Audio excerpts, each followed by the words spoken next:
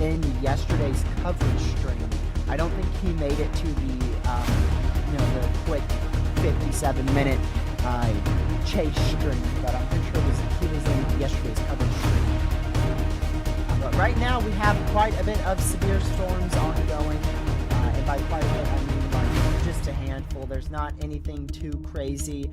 Much of these are just for 60-mile-an-hour winds. We have one here in southeast South Dakota. We have one on the border of Minnesota and North Dakota. And then we have a couple kind of scattered around, at least according to this. Let's go find them all. So this is going to take us to New York. So we have one up there in New York as well, just to the southeast of Syracuse in New York.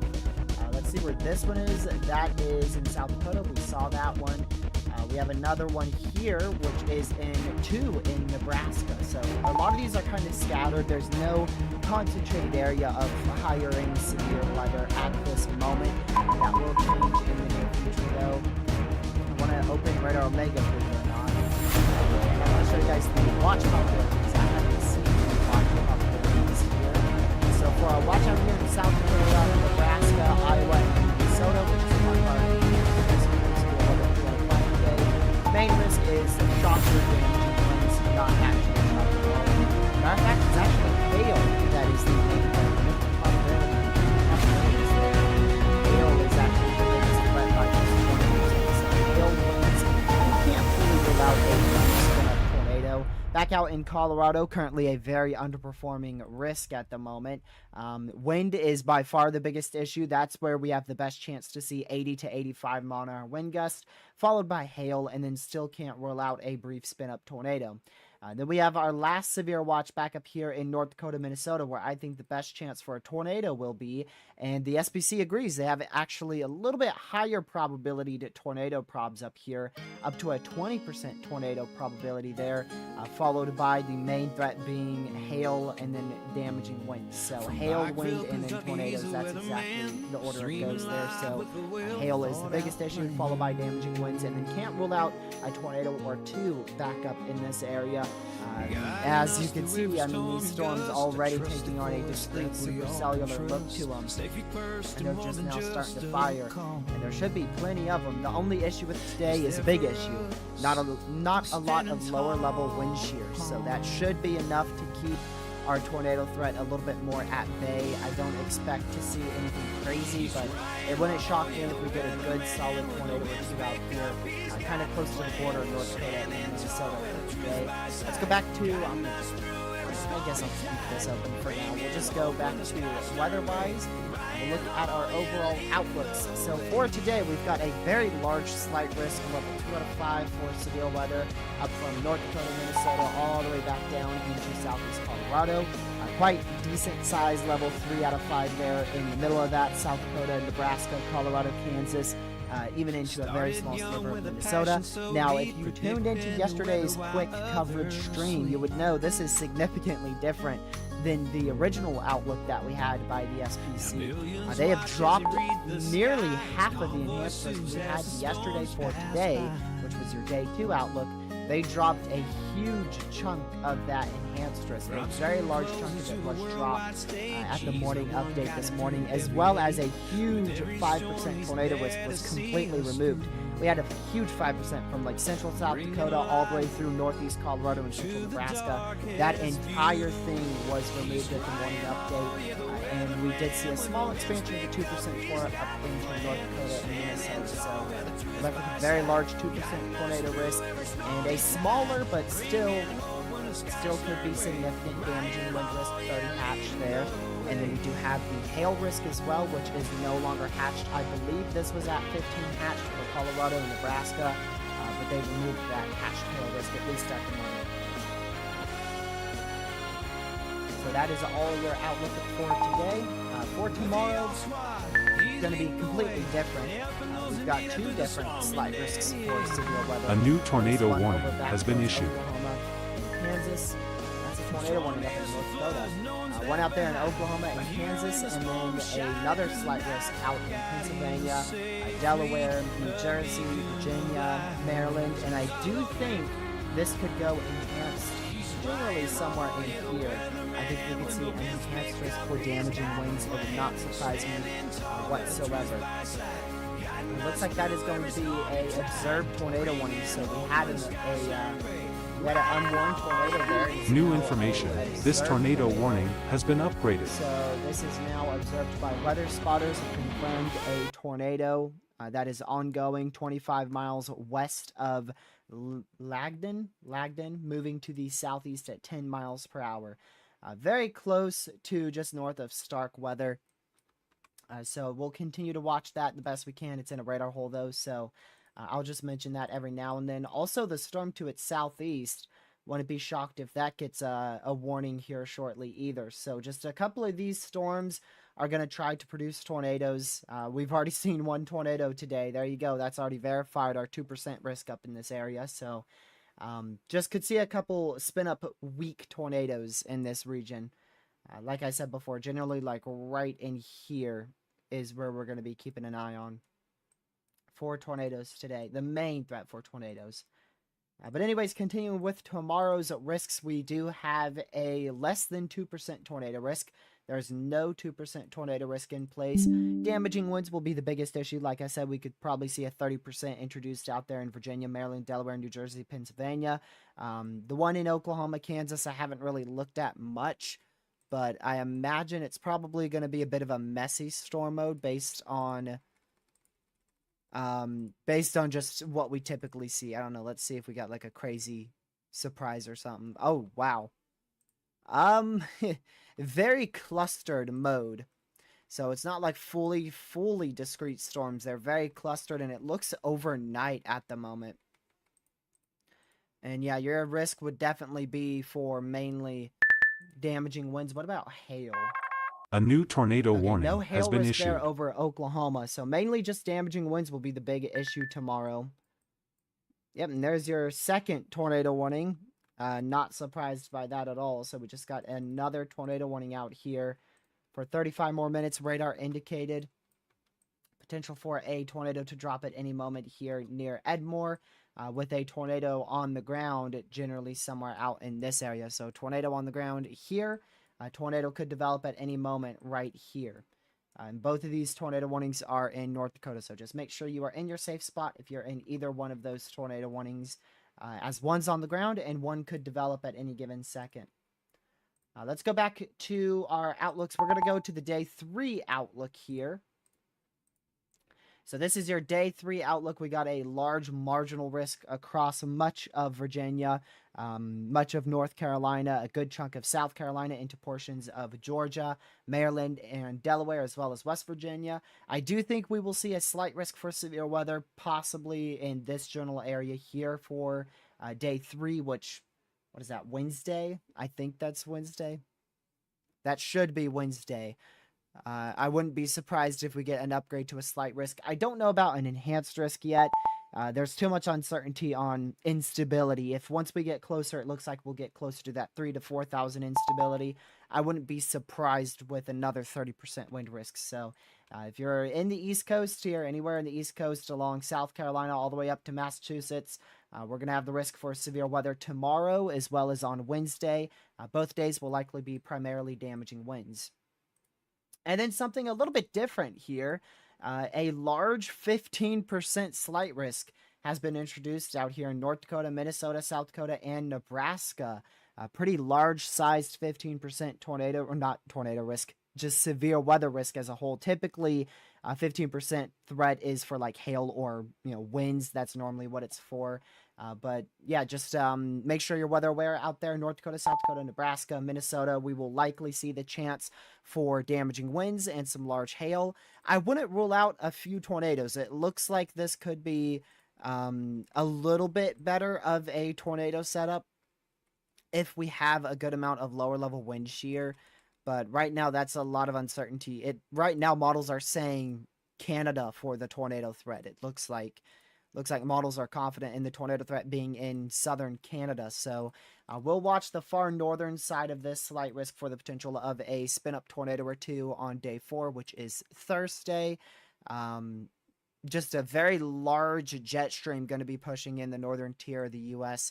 Could cause some severe storms, and also going to keep an eye further south too. I think we could see a couple severe storms down here as well, with another different shortwave trough that could traverse the Rockies and intensify into the late evening hours. So we'll keep an eye on that as well. But the main story should be hail and damaging winds, although again, it wouldn't rule out a spin-up tornado or two, especially in northern North Dakota for Thursday. And that's all your risk areas. We don't have anything else highlighted for day 5 through 8. So that is good news. And I don't know if they mentioned anything. I didn't get around to reading their outlook. Let's see here.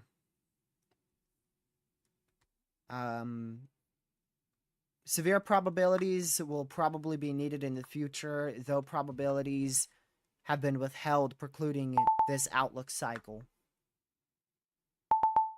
What about, so we'll probably see another 15% on Friday, possibly even Saturday as well. And then on Sunday and Monday, they mentioned over 4,000 instability, severe storms being possible. However, given the weak forcing, they're unsure if storms are going to be able to fire. So we'll keep an eye on that as well. Looks like if we get like a trough to dig in or something. What day is that?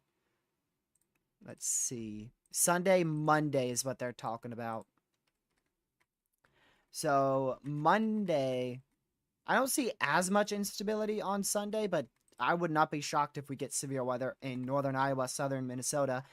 And then Monday is insane instability, high confidence in at least 4,000 K, but upwards of actually 5,000 to 6,000 instability on Monday. Friday looked the worst. This is like the first time I'm looking at all this stuff, so like I don't really know what day looks the worst here. Right now it looks like a lot of uncertainty to me. You said Friday.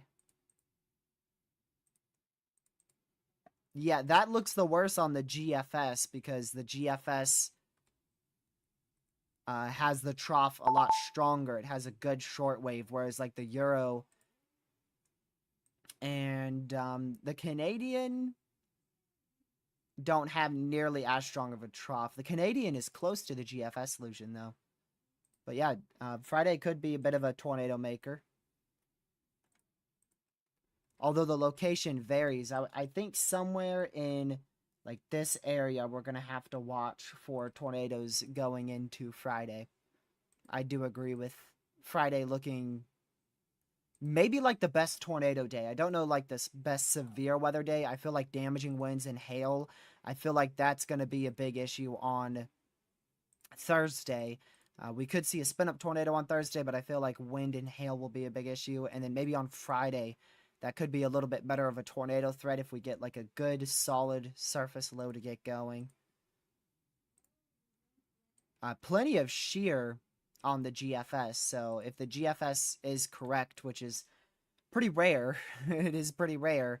Yeah, we would definitely have a good tornado threat on Friday. So we'll keep an eye on that area for Friday. Going into Saturday and Sunday and Monday, probably all of these threats look to be northern tier US. All of them look to be up in this area for the next couple of days. All up in here. All the way from, well, starting today. I mean, we have a slight and enhanced in some of this area today. Going all the way till probably Tuesday. But it's hard to say exactly like which one of these days are going to be the most prolific because they're all mesoscale days. It all comes down to what things trend towards over the next couple of days, and eventually the mesoscale features of your trough. That's going to be very important. Where your trough's located, what exactly what its strength is, and if we have that short wave on Friday too. So yeah, I'll keep an eye on it. We'll see. We'll see which day ends up being the biggest, but right now it looks like damaging winds and large hail will be the primary issues for the next couple days. And tornado threat, we'll just see if it ramps up on any of these days. So far, we haven't had any crazy tornado threats in July. Hopefully, we'll keep it that way. You know, we've had the occasional quick tornado or two. We had at least one yesterday. We've had at least one today. But we haven't had anything very notable just yet. But we're only 7 days into July. Do you think this year will surpass last year in tornadoes, or just be under it? Probably barely under it. I think we had a very, very fast start to this season, and I feel like we're going to start slowing down. I thought we were going to slow down last month, but last month actually became actually well above average, and actually passed the tornado count from last year. So last year's tornado count from January to June was actually lower than what we saw this January to June. So we actually had more tornadoes in the first 6 months of this year compared to last year. But I think last year is going to ultimately be the one that comes out on top in terms of tornado count. I think last year will be more above average than this year. I say that because of the hurricanes last year. We saw two very prolific tornado makers, Beryl and Milton, very historic tornado makers for hurricanes, and we could see one of that this season. You know, you never know, but just this hurricane season doesn't look like it will be. It doesn't look wild, but all it takes is 1 to 2 hurricanes. That's what last year was too. Last year had 3 notable hurricanes. You had Helene, Milton, and Beryl. It took 3 hurricanes. And that turned last year to a above average hurricane season. So this year could do the same, but I don't know exactly. That's your wild card right there. That's your wild card. If we have a more prolific hurricane season this year, we start seeing more storms fire towards the back end of our season, towards September, August, September, and start to see them be more intense hurricanes and more tornado producers, then yeah. It's just hard to say exactly what's going to happen.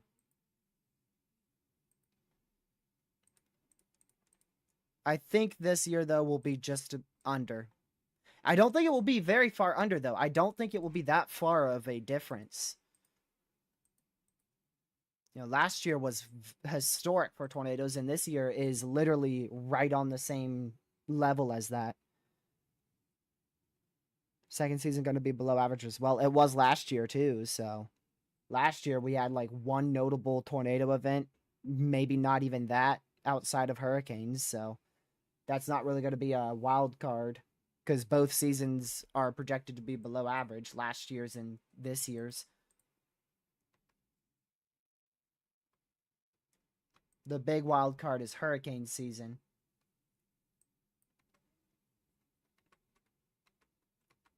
It's just going to be how many hurricanes hit the U.S.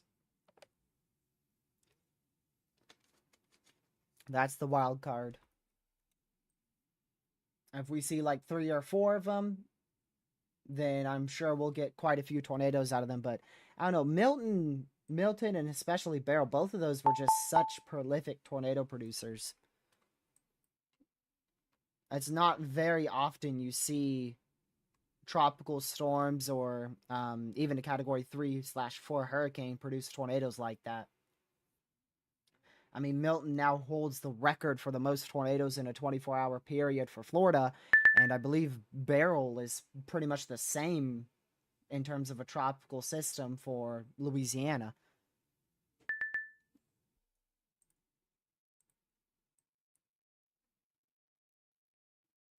Are we above on outbreaks? I don't know. I couldn't compare that to you. All I know is that currently we're sitting with more tornadoes than last year. But I'm sure once we get to...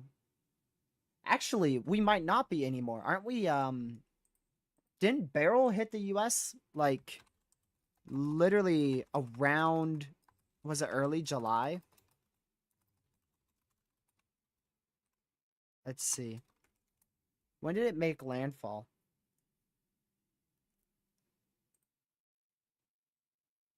I can't spell it. It's not spelled how I think it is.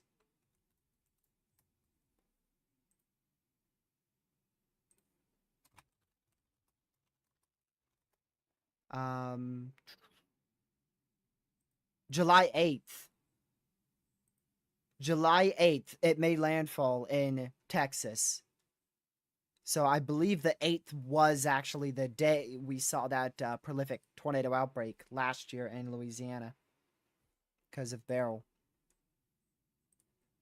So in 2 days on the 9th, we're likely going to be below the tornado count that we were last year. Okay, there's July 9th, July 8th. Yep, it was indeed July 8th. So that's going to put us below the count we saw last year.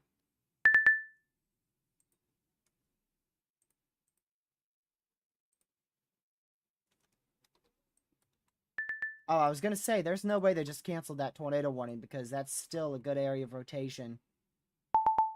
I do think there's probably some corruption and side lobe happening there, but that definitely could be producing a tornado at any second.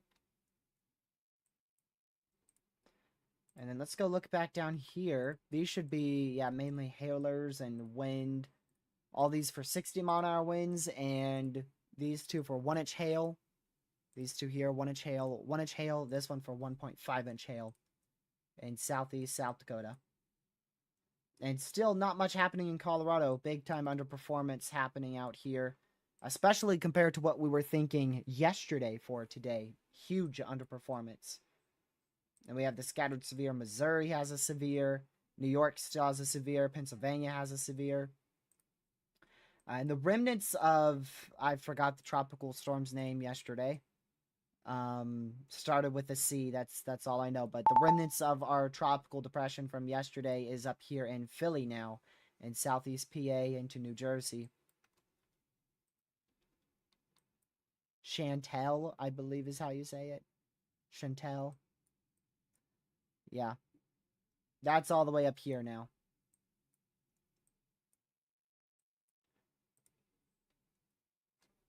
Which that was a once in 500 to 1,000 year rain event in North Carolina. I believe there was 10.5 inches of rain observed by, like, you know, rain gauges. There was 10.5 inches of rain observed. But in terms of actual rain fallen, it was probably closer to a foot. And then in terms of rivers, one river hit, I think, I'll go check because I don't want to just throw a random guess out and it be so far off. I can easily go check here. Go here. So, peaked at 28 feet. Whoa, never mind. Peaked at 32.5 feet. They kept updating the tweet. I didn't see this, actually. This is a new one. 32.5 feet for a peak of Haw River, which is the second highest the river has ever been. The only time it was higher was at 32.83. Only 0.3 higher. Only 0.3 higher, and that was from Hurricane Fran in 1996. And I chased it. I was out there. Attempted to find a way out. It took me about an hour just to get out of a town. This town right here. I can go right to it. It should be right here. Yep. Right there. That town literally took me and Lucky, just that town. It took us 30 minutes to get outside of that town. We tried to go south, and the interstate was fully blocked off. East was fully blocked off. West, we barely got through west. We saw some tornado damage up here near Lakeview. And then we tried to go south, didn't work. East didn't work. We went west all the way this way. We tried to go south this way, and I believe that road was blocked off. And then eventually, 3-4 tries later, Lucky finally went south and managed to get near the interstate. And then from there, it took him 5 other tries to get home. And then I had 2 other roads blocked. It was a mess. It was a mess. Overall, it took me 5 different roads just to get home. And then Lucky, I haven't seen what he saw. All I know is that it took him forever too. He was like literally 45 minutes, an hour away from home, and it took him an hour and a half. I was an hour and a half from home, and it took me almost 3 hours. Yeah, we saw some tornado damage, and then we saw this town right here. Much of it was underwater. A lot of that was underwater. There was a lot of streets where houses where the road was literally fully covered, and houses were half covered by water. And then back down here, Chapel Hill, some homes were fully covered in water. All the way up to where you could barely see the roof of some homes here in Chapel Hill.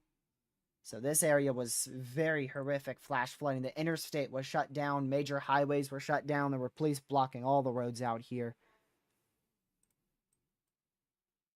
There's a lot of lightning up there to my northeast. I'm surprised I haven't heard any of that. That's literally right. Like, that's not far from me at all. It's like 10 minutes from me, 5 minutes. Very close. But yeah, it was horrific. Me and Lucky ended up in 3 different tornado warnings. And one of those was observed. We were just 2 miles away from seeing a tornado. So the tornado was right here, and me and Lucky were down in here.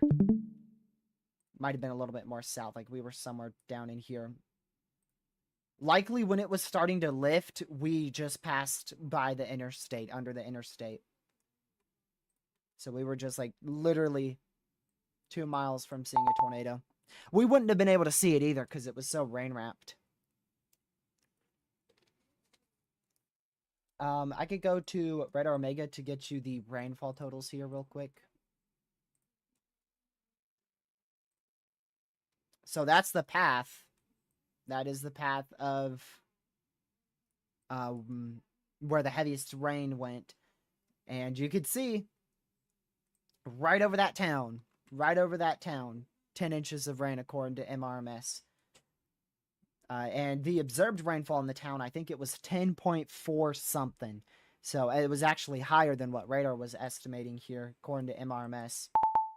And then Chapel Hill, I don't know how much rain they saw, but I do know the flooding there was absurd. We had 2 different dams fail too. I believe there was a dam failure here, and also like northwest of Fayetteville is down here. Yeah, somewhere in here there was also dam failure. I want to say it was somewhere in this area. 2 different dam fails, both of them.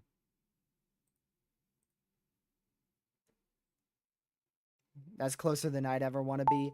Yeah, 2 miles. I really didn't want to get any closer than that. Like, me and Lucky probably could have made it in time before it lifted, but it was so rain wrapped, and I didn't want to end up getting caught up into a tornado.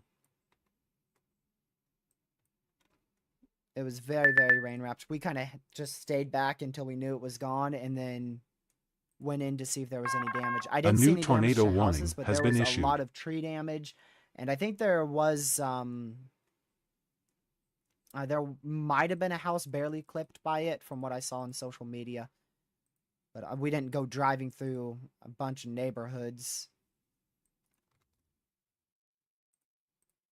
Both of these warnings are radar indicated now, so neither of them are actively producing a tornado, but they both could still be producing tornadoes here shortly.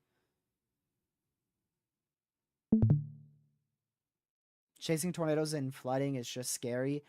We were chasing the tornado, and then we came across all the flooding, and we stopped. We stopped and waited for emergency management to get there. There was fire department. We saw fire department and law enforcement roll up. And there was a car stuck in a drain. They were exiting a bunch of stores, and it looked like maybe a manhole cover might have been off or something, possibly. Because their car was the front right, or might have been front left. I'll get my phone out and I can tell you.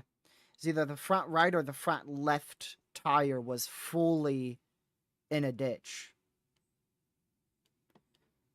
Let me go see it. Should be right here. Yeah, it was the front right and left, both front tires were just fully like kind of under the road. So I don't feel like it was their fault. I feel like it was something like fell. Maybe the road gave in or something, but I don't know.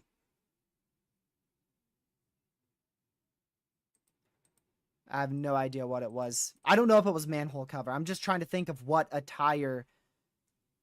would make a car go fully forward like that. Could have been the road giving in. Could have been a manhole cover. I don't know.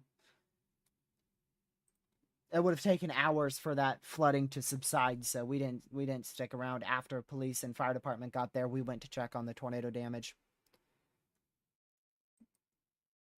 Oklahoma, yeah. So the in the thumbnail, that's because of tomorrow's threat.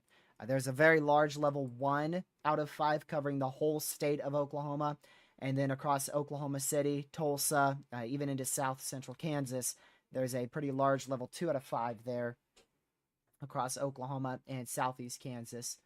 It's for damaging winds and just winds. There's no tornado risk, and there's actually no hail risk either. You could still see some very small hail, maybe as high as large as an inch in diameter, but there's no notable hail risk or tornado risk. It's mainly just damaging winds 60 to 65 miles per hour possible tomorrow.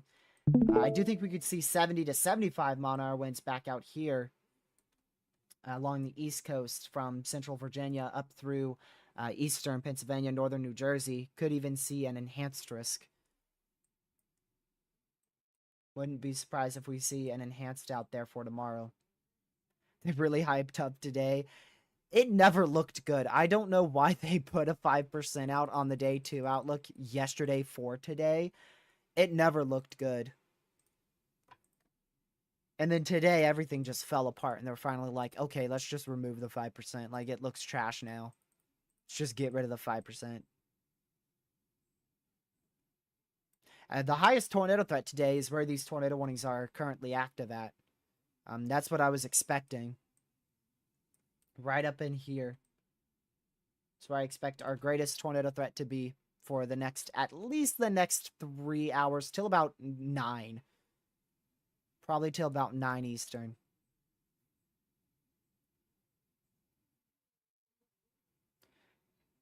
How was your time with family? Exhausting, but very fun. I'm exhausted, but it was worth it. We had one observed tornado warning earlier.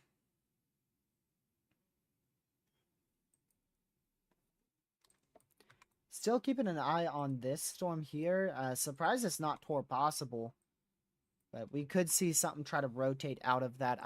I want to check... there's only one thing I haven't checked up here for ingredients, and that's temperature dew point spread. I know our dew points are going to be into the mid-60s, but I don't know what our temps are. Dew point 65, temps are about 75 to 77. So yeah, you're good on that. It's still very surface-based. So this storm, we'll keep an eye on it for tornado potential in the future. Right now, it's staying with a hail threat of 1.75-inch hail. Yeah, the flooding in Texas was that was absurd. That was absurd. Yesterday, we had a confirmed fatality in Chatham County. And then Texas flood, we had 75 fatalities in Kerr County, 6 fatalities in Travis County, 4 fatalities in Burnett County, 2 fatalities in Williamson County, 2 fatalities in Kendall County, and then 1 fatality in Tom Green County. So at least 95 plus fatalities from the floods over the last 4-ish days in Texas.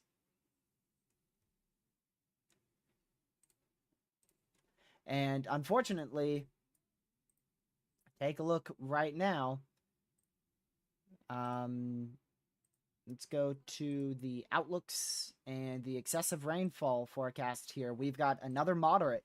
There's another moderate. This is another level 3 out of 4 for flash flooding that is in place across portions of Texas. Yet again.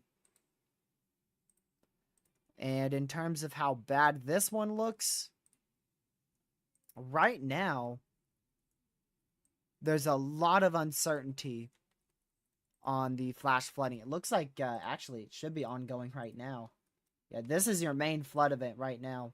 These storms. So if any of these storms start training over each other, that's where our totals are going to get higher.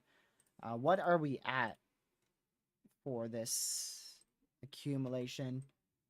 Looks like 3 to 4 inches of rain. Isolated up to 5 inches of rain. And that's the main flood event. I don't think we'll see much after that. So, if you're in the flash flood warned areas, hopefully rain will clear out here over the next hour and a half, 2 hours.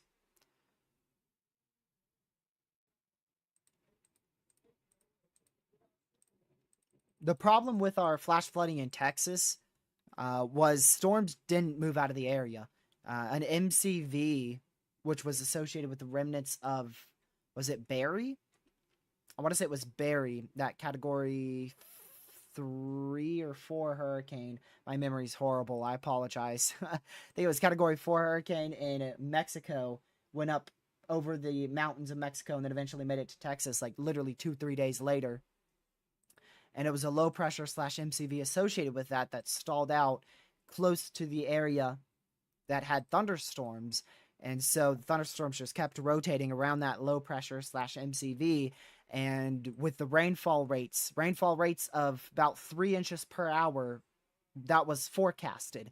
But the difference was we were thinking an hour, maybe 2 hours tops for the rain to keep training over the same area. So that's why the WPC had a moderate out, and they were mentioning up to about 6 inches of rain possible. But the thing was, the storm never moved. So instead of it getting out in like 2 hours, it ended up taking 6-7 hours.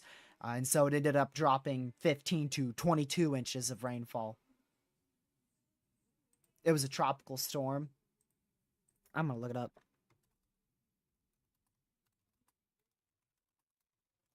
I can't keep up with the Eastern Pacific.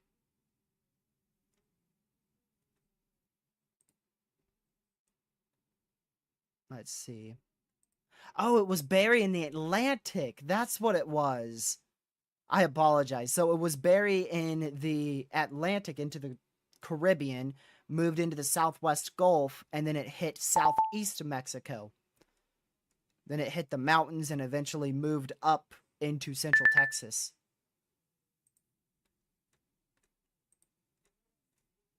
That's what it was. Yeah, I got my storms mixed up. I apologize. So what was A the new one tornado in Eastern warning Pacific has that was been a Cat issued. 4?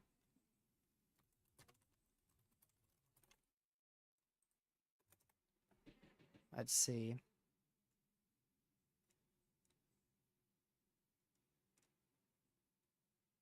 Ooh. Eric. There we go. Yep. Poor memory. Have to do a refresh on everything. I'd like to see the radar imagery of that flood. Like I said, I was so busy. I didn't get to see it at all. I did not get to see it at all. But I'm pretty sure. Let me see. I might be able to go back far enough. Sometimes College DuPage can actually go back that far. I know it was on the 4th.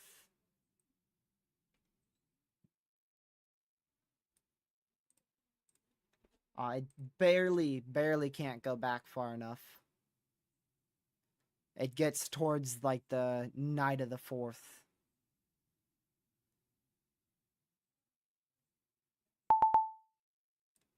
I'd like to see a huge loop of that because I want to see how it went from southeast Mexico / east central Mexico all the way up into Texas, because that's insane.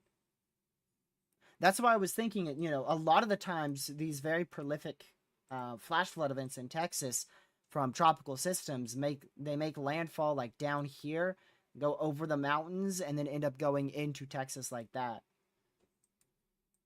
That's kind of the track that they go, which is why I was thinking it was from like the Cat 4 out here.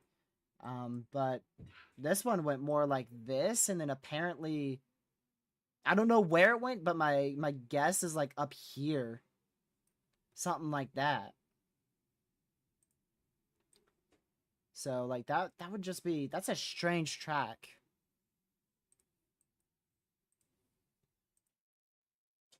Maybe I could do a bit of a longer loop here.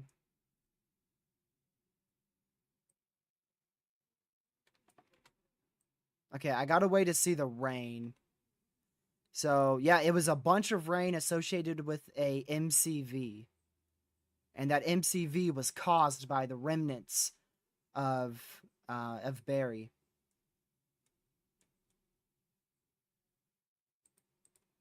So I was correct with that. That's insane, but I would like to see it further back, when it made landfall in Mexico and moved all the way up the coastline of Mexico into Texas.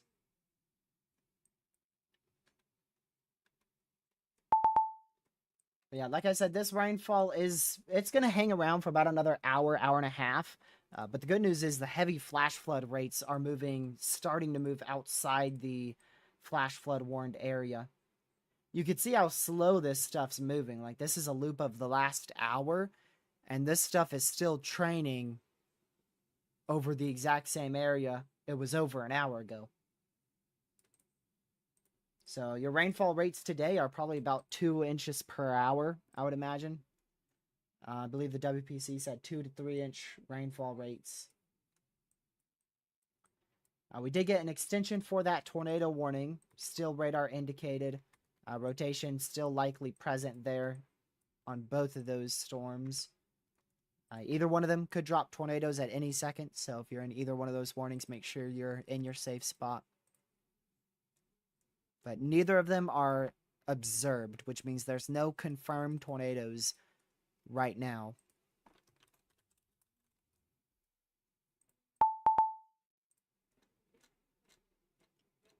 Let's see, what was that a report of? Hold on, let me see if I can find the skin.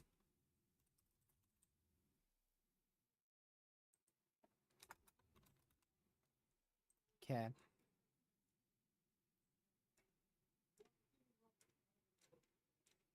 I lost it. LP Supercell near Grand Fork or nah? This isn't really much LP, but it is a supercell, yeah. Yeah, you're right with it being a supercell. It's definitely trying to rotate. It's just there's likely not even close to enough lower level wind shear for it to actually do so. Our main lower level wind shear is focused back up here. So this storm is leaving the best wind shear. And this is not even close to the best wind shear. Same with that one. And this one is extremely far from the best wind shear. So, could be dealing with these two supercells. They could be long tracked for the next 2 to 3 hours.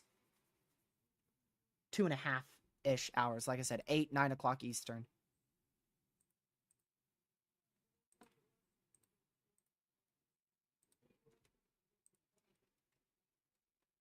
See what the HRRR has.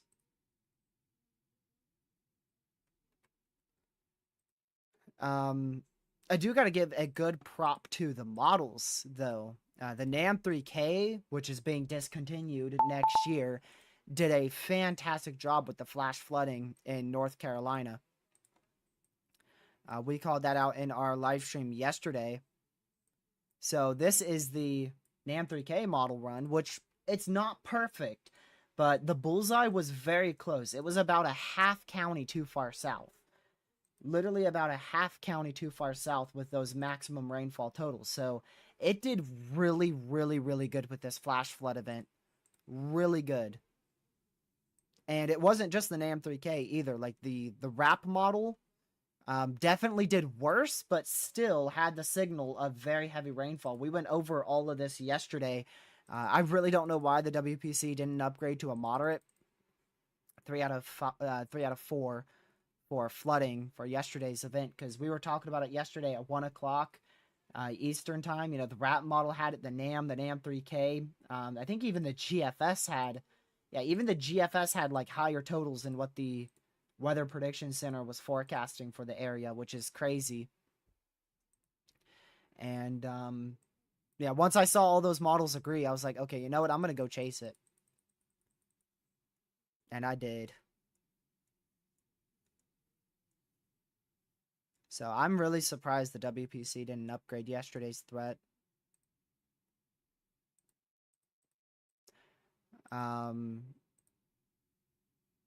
Let's see. I'm referring to flooding for yesterday's event, by the way, not severe weather. Pretty sure I think... Oh, someone's going for a supercell in Colorado. Colorado can have some awesome storm structures. Even on messy days, it still ends up producing awesome structures. So really doesn't matter if there's a marginal or enhanced risk, you should chase it in Colorado. Because it always gives good structures. I sure did, Pete. I sure did. That was the worst flooding I've ever seen in my lifetime. Out of any chase. I've never seen multiple highways and an interstate, a main interstate, shut down to flooding in my neck of the woods, and never saw houses halfway underwater, and never saw multiple roads. Like, we saw 10 plus roads fully flooded and not passable. The only thing that was even remotely close to that was Helene last year. Helene last year was the worst flooding I saw in central North Carolina, but this was, it's not even comparable. Helene didn't produce nearly as much flooding in central NC as the tropical depression did yesterday.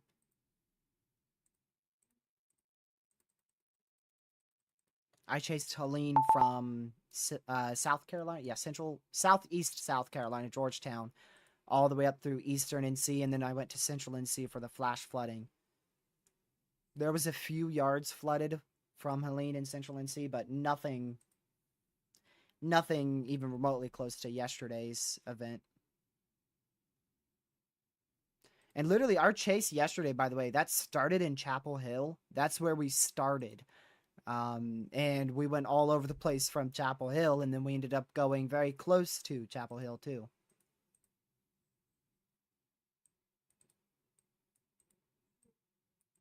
We chased Helene and Debbie, Sam.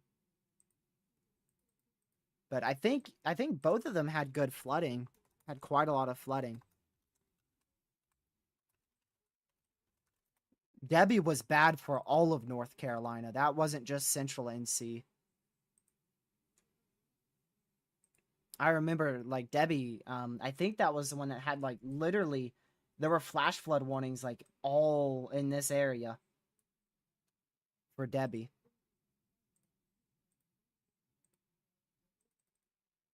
I remember that.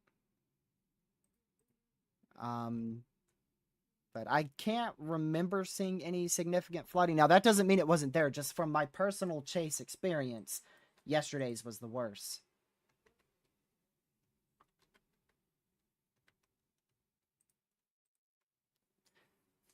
You know, obviously with like Helene and Debbie, I likely missed the worst of the flooding, trying to target the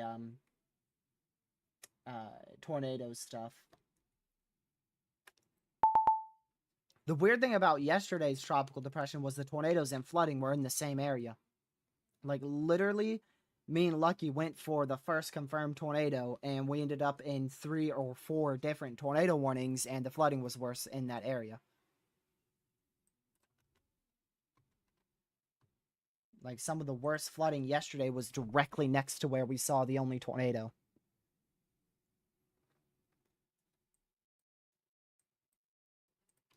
I think I think this storm is trying to die out here. It doesn't look...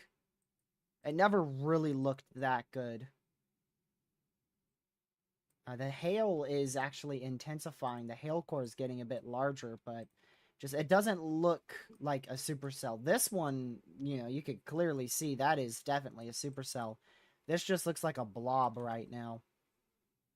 There could still be an area of rotation right in here trying to produce a tornado, but we're scanning through. Let's see, our radar's down here. That's our radar. So our radar is likely very far. It is very, very far. It's likely scanning very high up into the atmosphere. I wouldn't be shocked if this is on the ground, just the way how that looks. That looks very, very strong. It would not shock me if that's on the ground. So just make sure that you are in your safe spot. Remember, a radar-indicated tornado warning means a tornado could develop at any moment. It means a tornado is imminent or possibly even on the ground.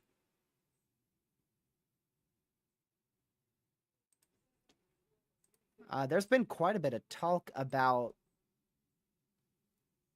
a tropical wave. There's 2 different tropical waves we need to keep an eye on here. Let's go to the satellite, the new awesome satellite that is completely overhauled by WeatherWise. There is what looks to be a tropical wave out here. It is not highlighted by the NHC just yet, but that is indeed a tropical wave. It is riding the Bermuda High. So we have a strong high pressure out here that is, let's see, going this way, just like this. And that high pressure is pushing this tropical wave, and the tropical wave is riding that high pressure. I don't know why yeah, I drew that right. I'm trying to think of if I drew this drawing right. So yeah, you have your strong high pressure, your Bermuda High. That's your main steering current for hurricane season, if you didn't know. And it's not very, like, insanely organized, but it's organized to the point where I'm surprised the NHC doesn't have like a 10% or a 20% on it. Like, that's not bad. That is not a bad tropical wave. It is a very obvious disturbance with a lot of convection. And you can see there is a centralized low pressure trying to form, possibly like right in here. I mean, it is trying to organize. I don't think it will. The Euro model, its ensembles, the Euro ensembles give it about a 10 to 15-ish% chance of a tropical depression forming. So we'll need to watch that as it goes up. It's going to go up and around where that high pressure is. So it should be very close, likely going to be very close to hitting the Bahamas, eastern Florida, eastern Georgia, eastern South Carolina, North Carolina. It should stay off the coastline of all those areas. So it'll mainly be probably a rip current risk is what I'm thinking. I don't think it will be anything more than that. Could see some heavy rain across portions of the Bahamas, but much of it's just going to end up being a rip current issue. And then towards a bit closer to the middle of July, once we get towards like July 15th-ish or so, we'll start watching for the potential of a tropical wave to enter the far northeastern Gulf. But that has a lot of questions. The GFS wants that to be a good tropical wave, almost develops it into a tropical depression, whereas like the Euro model has barely anything, and the Canadian model run has just some rain. So we'll keep an eye on that towards the middle of July, just to keep an eye on things in the Northeast Gulf, and then also keep an eye on that tropical wave riding our Bermuda High. But right now, I think both of those areas aren't going to do a thing. It's just going to be stuff to pay attention to. You know, we're in hurricane season. We want to start keeping an eye on things. We're ahead of schedule. May, June, we're quite inactive. Well, May into mid-June, we're quite inactive. And then towards the latter half of June into July, we got quite a few. We got 2 I believe 3 now. 3, duh. We're on C. We just had C. Tropical storm. I forgot it already. Is it Chanel? I might be saying that right. Yeah, so we're on our 3rd named storm of the season already. And that normally doesn't happen until, I think it's early August. I think early August we see our 3rd named storm of the season on average. So we're already about a month ahead of schedule in terms of named systems. So we went from a normal season where, May's completely quiet. We had, the isolated tropical storm or two in June. And then our 3rd tropical storm in early July was very early. Our 3rd named storm typically, again, doesn't happen till early August. So about a month ahead of schedule there. And then in the Eastern Pacific, I don't know if we ever saw anything form there. I'm going to be honest. I completely forgot about the Eastern Pacific. Did something ever form out of that, 80% AOI? I'm going to go check. The good thing about the NHC is they have very easy to access archives. It never formed. Wow. Here, let me show you how to do it for those who don't know how to do the archive on the NHC. So this is just the normal NHC site. This is their 7-day outlook. And I want to do the Eastern Pacific, so I'm going to do EPAC.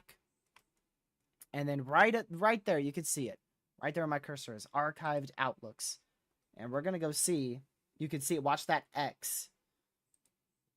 And you could see it slowly increasing. Obviously, we're going back in time. So going back in time is when it was increased to 80%. 70%, 80%, 80%. Did it ever get to, yep, 90%. So that was up to a 90% chance of formation. And it just never formed. Look at that. That is crazy. It just never formed. And now it's down to a 10-10. Not often at all that you see something like that, where you go from a 90% to a 10% with nothing forming. Also, the fatalities just went up to about 104 now. Around 104 confirmed dead from the Texas floods. Unfortunately, that number's just gonna keep going up. One of the most deadly floods in Texas history. I don't think I have the data for that. I know someone tweeted it. Let's see.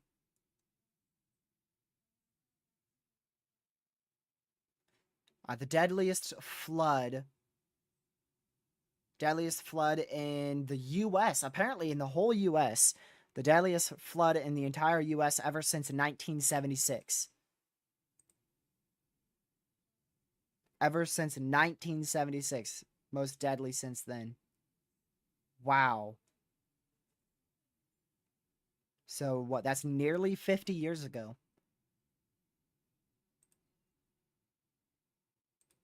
So that is crazy.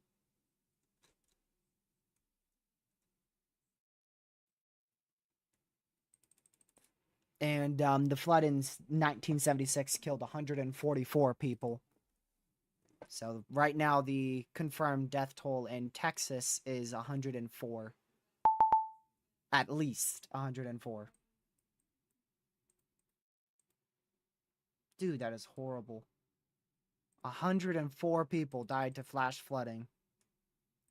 And by the way, that is associated with a non-tropical system. So tropical storms, 2 different flooding categories. You have tropical flooding and then non-tropical flooding, obviously.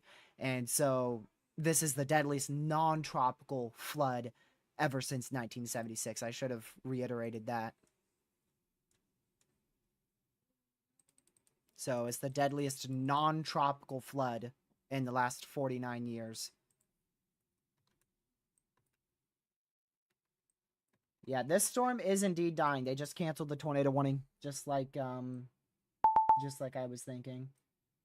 So this is gonna probably be a pretty long tracked supercell. That might even be an outflow boundary in front of it. Yeah, very clearly latching onto a boundary. Definitely latching onto it a bit weird.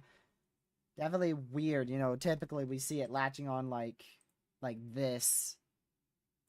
That's typically what we see. This one is very weirdly latching on to the forward flank of our supercell. I'm surprised this isn't tour possible yet.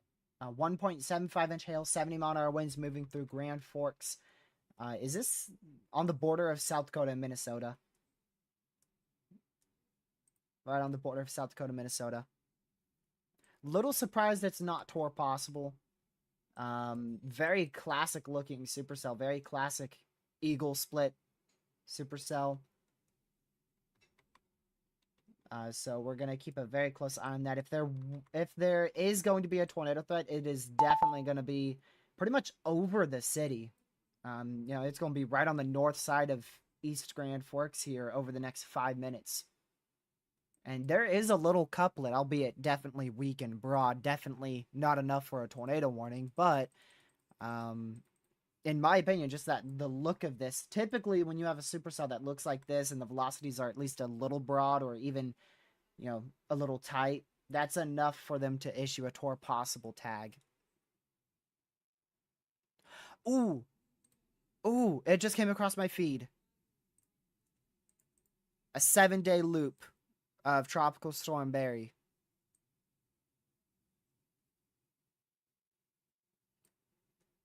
Oh my goodness. So it was 2 different lows. It was the remnant low from Barry that formed east of the mountains in central Mexico, and another low that formed in pretty much in the what is this bay called? Oh, it's a gulf. The Gulf of California. So a low pressure formed just east of the Gulf of California. It was on the west side of this mountain range. And then the remnants of Barry was located here. And this low pressure moved all the way up into Texas over 3 days. It formed on the 1st and got to Central Texas on the 4th. And it was an MCV. And then the tropical moisture from your tropical system moved up into Central Texas, and it became a non-tropical rain event because your main MCV took the moisture from that tropical low pressure, and then that's what caused your flooding. A very complex flooding event, and it happened right over like one specific county.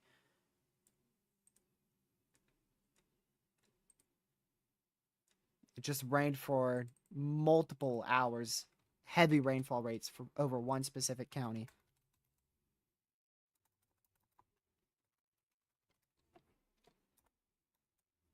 Let's see here.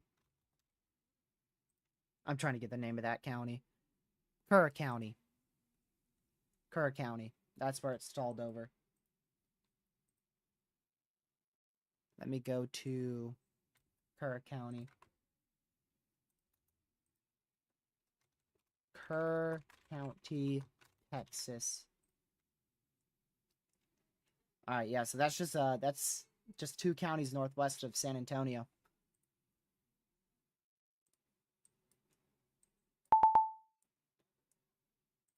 All right, we're down to 1 warning, 1 tornado warning. We will probably see an extension for this tornado warning. Rotation is still pretty good on it. Moving off to the southeast here. So get ready for a new tornado warning. That's probably going to include Adams, maybe into Lincoln, possibly all the way down to Fordville. Likely, if we do see a new warning, it probably won't get all the way to Fordville, but it will be pretty close. I can tell you this, Grand Forks is trying to rotate, but aside from the small area of rotation, definitely could be seeing some very large hail, possibly up to 1.75, maybe 2-inch in diameter. Observed 1.75-inch hail. Also, 70-mile-an-hour winds will be possible. So, Definitely a big punch here for a Supercell.